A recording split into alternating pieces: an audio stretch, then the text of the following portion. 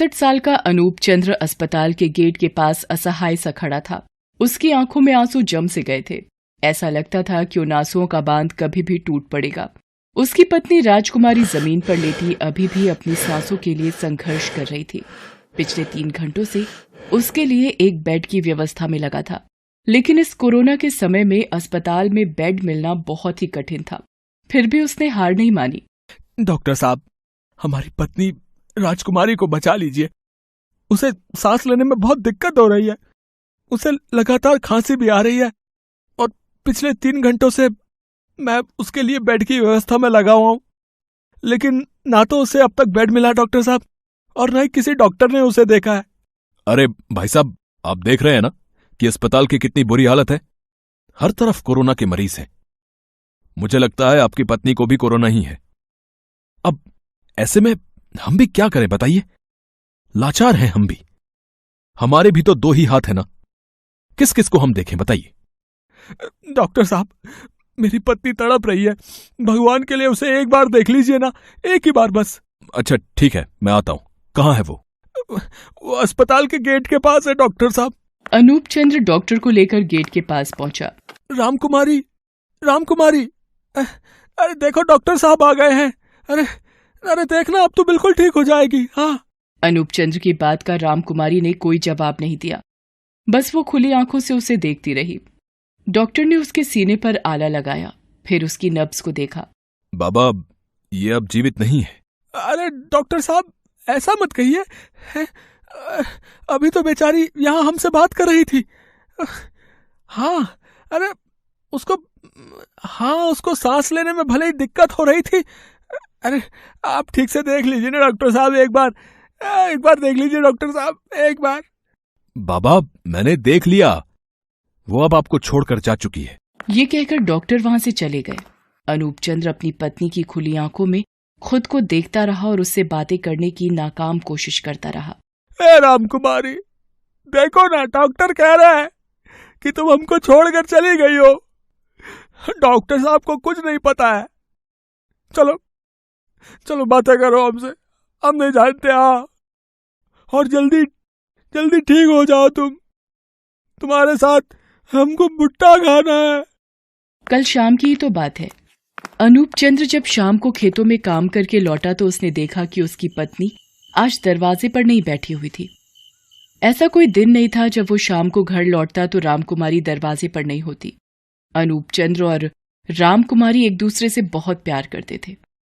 उनका एक दूसरे के अलावा कोई नहीं था, क्योंकि उनका जवान बेटा 25 साल की उम्र में किसी जानलेवा बीमारी का शिकार होकर ईश्वर के घर चला गया था। क्या बात है, रामकुमारी आज दरवाजे पर मेरा इंतजार नहीं कर रही है। उसके हाथों में कुछ भुट्टे थे। वो घर के बाहर से ही अपनी पत्नी को आवाज लगाते हुए बोला, रामकुमारी, अरे ओ रामकुमारी, अरे भाई कहाँ हो तुम? अरे ये देखो क्या लेकर आया हूँ मैं। वो अपने घर के अंदर गया तो देखा कि रामकुमारी बिस्तर पर लेटी हुई है। उसने जैसे ही उसे देखा वो बिस्तर से उठने लगी। अरे आप कब आए? देखिए ना, आज मेरी आंख लगी तो खुली ही नहीं। अरे कोई बात नहीं, ये देख, कल तेरा मन भुट्टा खाने का हो रहा था ना, आज मैं ले आया तेरे लिए। आप हाथ मुंह धोइए, मैं अभी भुट्टा सेक देती हूँ। रामकुमारी जैसे ही उठी उसे चक्कर सा आ गया। वो फिर से बिस्तर पर गिर गई। अनूप चंद्र भागकर उसके पास गया। अरे रामकुमारी, अरे क्या हुआ तुम्हें?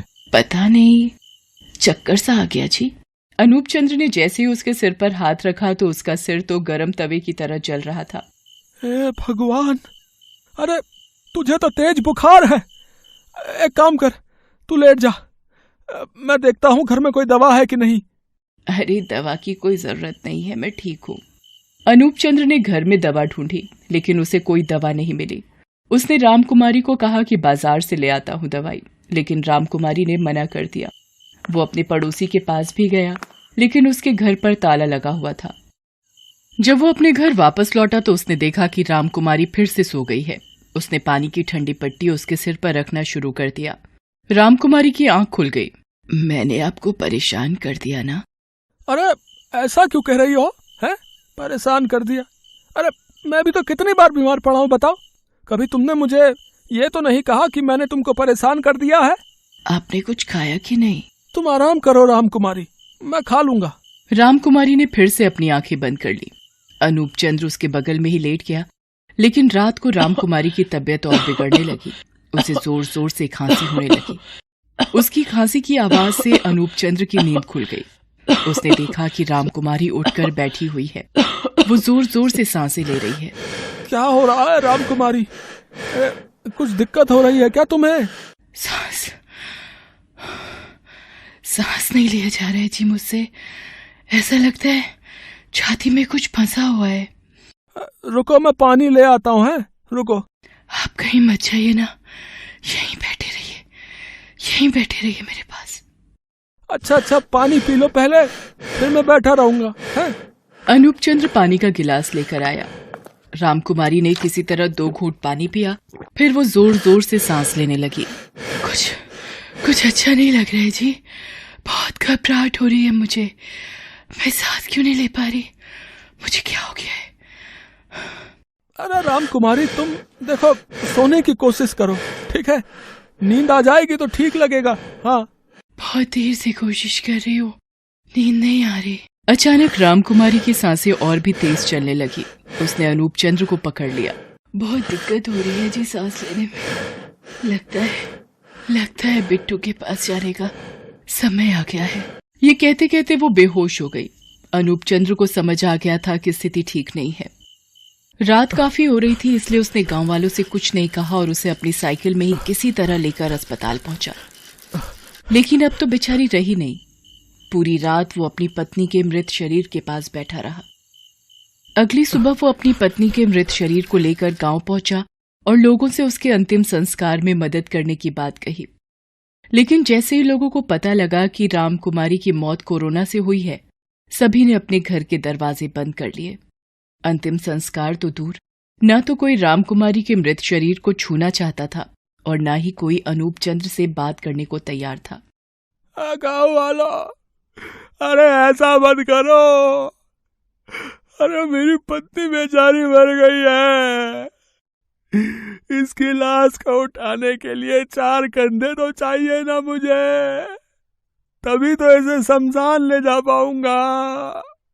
रामकुमारी की मृतदेह के पास अनूप चंद्र गिड़गिड़ाता रहा, लेकिन पूरे गांव ने उसकी बात अनसुनी कर दी। अरे ये कैसी बीमारी है भगवान, लोगों ने बरसों का भाईचारा छोड़ दिया। मृत शरीर देखकर भी किसी का दिल नहीं पसीजता, कोई इसे छूना नहीं चाहता।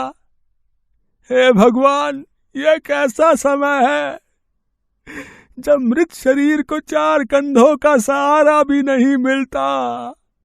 लोगों में इस बीमारी का इतना डर बैठ गया है कि ऐसी विपदा में भी कोई किसी की मदद नहीं करता। अनूप चंद्र ने एक बार फिर रामकुमारी का चेहरा देखा और कहा, तुम घबराना नहीं रामकुमारी, अरे हम हैं ना। अरे हम अकेले ले चलेंगे तुमको शमशान घाट। हाँ, लेकिन सच कहे, तुमने ठीक नहीं किया, तुमको जाना नहीं था। अब हमारा ध्यान कौन रखेगा भाई? जब हम शाम को थक कर आएंगे तो कौन हमारी बाट जोहेगा? तुमने ठीक नहीं किया, हो सके तो लौट आओ ना। अनूप चंद्र की स्थिति विक्षिप्तों के जैसी हो गई थी, लेकिन वो हारा नहीं था। उसने अपनी पत्नी के मृत शरीर को फिर से अपनी साइकिल में लादा और चल दिया शमशान की ओर। लेकिन अब उन बूढ़ी हड्डियों में उतनी ताकत तो नहीं थी जो 20 किलोमीटर स्थित शमशान तक साइकिल खींचता चला जाता।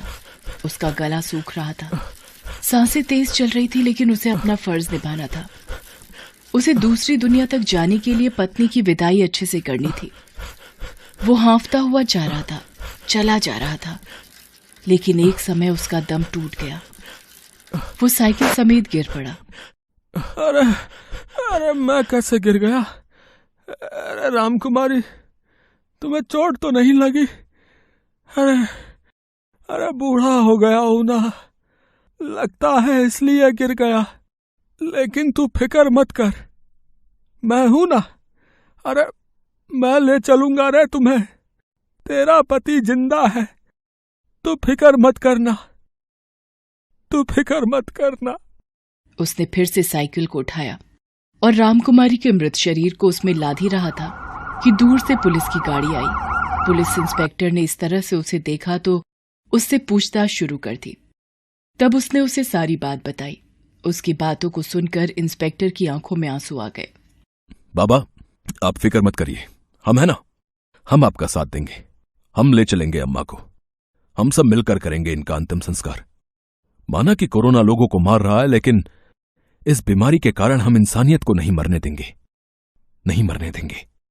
उसके बाद पुलिस वालों की मदद से रामकुमारी का अंतिम संस्कार संपन्न हुआ। अनूप चंद्र ने रोते रोते उसे विदाई दी। दोस्तों, कोरोना का समय बहुत भयावह है। इस समय इंसानियत को जिंदा रखें, जितना संभव हो सके लोगों की मदद करें, क्योंकि जब सब देंगे एक दूजे का साथ, तभी कोरोना को दे पाएंगे मात।